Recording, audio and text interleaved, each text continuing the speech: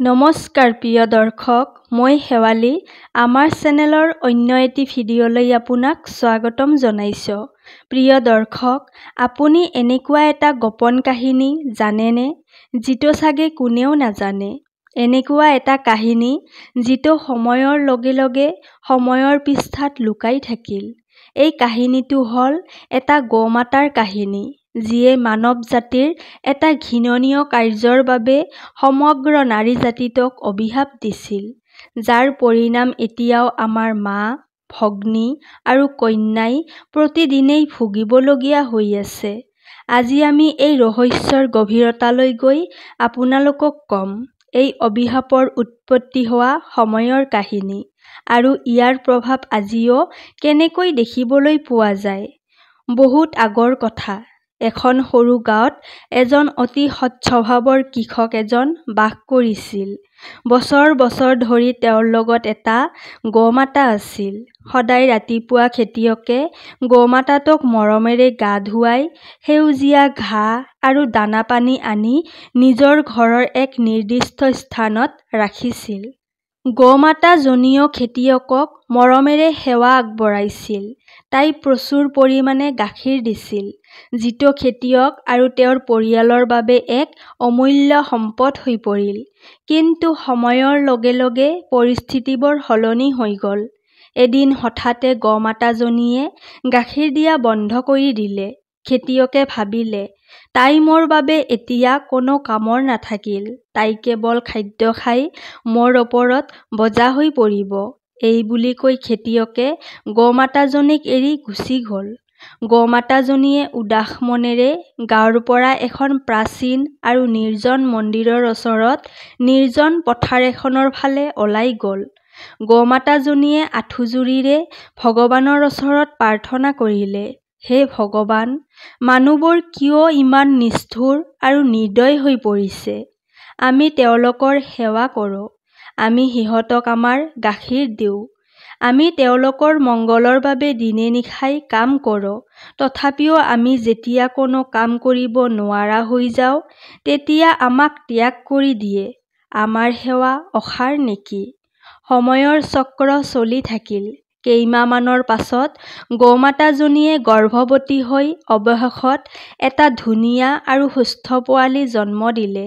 গো-মাতাজনীয়ে অপৰিসীম আনন্দেৰে ভৰি পৰিল, কাৰণ এতিয়া তাইৰ লগত জীৱনৰ প্ৰতি এক নতুন আশা আছিল। কিন্তু তাৰ পিছত এনেকুৱা কিবা এটা ঘটিল, যিয়ে তেওঁৰ আত্মাক কঁপাই তুলিলে। এদিনাখন তালৈ এগৰাকী মহিলা আহিল। গো-মাতাজনীয়ে ভদ্ৰভাৱে তেওঁৰ ওচৰলৈ গৈ অনুৰোধ কৰিলে, কৃপা কৰি মোৰ পোৱালিটোক মোৰ পিঠিত বহুৱাই দিয়ক। সি এতিয়াও খোজ কাঢ়িব নোৱাৰে। মোৰ অৱস্থা বহুত বেয়া। কিন্তু মহিলাগৰাকীয়ে নিষ্ঠুৰ এটা হাঁহি মাৰি তাক উপহাস কৰিলে, তোমাৰ পোৱালিটো ইমান লেতেৰা, ইমান অসাৰ, অনুন্নত জীৱটোক মই কিয় সহ্য কৰিব লাগিব? মই ইয়াৰ চিন্তা নকৰোঁ। এই বুলি ঠাট্টা কৰি তাই তাৰ পৰা আঁতৰি গ'ল। তেতিয়া গো-মাতাৰ হৃদয় ভাঙি গ'ল। তাই মনতে এটা প্ৰতিজ্ঞা কৰিলে, যি মহিলাই মোৰ দুখত হাঁহিব, মই তেওঁক মোৰ গোটেই জীৱনভৰ অভিশাপ দিম। তেওঁৰ নিজৰ সন্তান প্ৰসৱৰ সময়ত ইমান কষ্ট সহ্য কৰিব লাগিব যেন তাইৰ শৰীৰটো ফাটি যাব, আৰু তেওঁৰ সন্তানৰ বিকাশো লেহেমীয়া হ'ব, যাতে অপেক্ষাৰ সংগ্ৰাম অনুভৱ কৰিব পৰা যায়। সেইদিনাৰ পৰা সকলো নাৰী এই অভিশাপেৰে অভিশপ্ত হৈ পৰিল। তেওঁ ৯ৰ পৰা ১০ মাহলৈকে গৰ্ভত সন্তান কঢ়িয়াই লৈ ফুৰা, সুৰক্ষিত ৰখা, লালন-পালন কৰা ক্ৰমাৎ কষ্ট সহ্য কৰিবলগীয়া হ'ল। কাৰণ আগৰ কালত পোৱালি জন্ম হোৱাৰ লগে লগে খোজ কাঢ়িব পাৰিছিল, কিন্তু আজিৰ সময়ৰ নৱজাতক শিশুৱে অতি লাহে লাহে খোজ কঢ়া আৰু কথা ক'বলৈ শিকে। এই কঠিন সময়ত প্ৰতিগৰাকী মাতৃ মহিলাই এই দুখ কষ্ট সহ্য কৰিব লাগে আৰু সেই দিনটোক স্মৰণ কৰে। এইটো কেৱল এটা কাহিনী নহয়, বৰঞ্চ এক গভীৰ বাৰ্তাও। গোমাতাৰ এই অভিশাপে নিস্বাৰ্থ সেৱা, প্ৰেম, কৰুণাৰ মূল্য শিকাইছে। আমি বুজিব লাগিব যে প্ৰতিগৰাকী মাতৃৰ সংগ্ৰাম কেৱল তেওঁৰ যন্ত্ৰণাৰ এটা অংশ নহয়, বৰঞ্চ ই এক আচাৰ-ব্যৱহাৰ, ধৈৰ্য, প্ৰেম, তপস্যা শিকোৱা এক সংস্কৃতি। গোমাতা কেৱল গাখীৰ দিয়াৰ বাবেই নিৰ্মিত জীৱ নহয়। গোমাতা হৈছে আমাৰ সংস্কৃতি, আমাৰ সভ্যতা, আমাৰ জীৱনৰ এক অবিচ্ছেদ্য অংশ। তেওঁলোকৰ প্ৰতি আমাৰ মৰম, সন্মানেই হ'ল আমাৰ প্ৰকৃত শক্তি। এই ভিডিঅ'ৰ জৰিয়তে আমি এই বাৰ্তাও পাওঁ যে নিষ্ঠুৰতা আৰু অহংকাৰেৰে কৰা প্ৰতিটো কামেই এদিন বা আনদিনা এই পৰিণতিৰ সন্মুখীন আমি হ'বই লাগিব। আজিও প্ৰতিগৰাকী নাৰীয়ে সন্তান প্ৰসৱ কৰোঁতে অপৰিসীম যন্ত্ৰণা ভোগ কৰে। বহুতো মহিলাই গৰ্ভধাৰণৰ সময়ত মানসিক, শাৰীৰিক, আৰ্থিক আৰু সামাজিক প্ৰত্যাহ্বানৰ সন্মুখীন হয়। কিন্তু তথাপিও তাই কোনো অভিযোগ নোহোৱাকৈয়ে সেই যন্ত্ৰণা সহ্য কৰে। আজিও এই কাহিনী বহু সংস্কৃতিত শ্ৰদ্ধাৰে স্মৰণ কৰা হয়। পিতৃপক্ষৰ সময়ত গোমাতাক সেৱা কৰাৰ পৰম্পৰা এই অভিশাপ আৰু ইয়াৰ ক্ষমতাৰ প্ৰতীক হয়।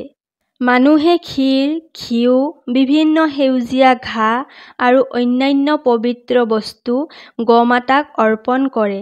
এইটো কেৱল ধৰ্মীয় অনুষ্ঠানতেই নহয়, বৰঞ্চ ই এক জীৱন দৰ্শনও হৈ পৰিছে।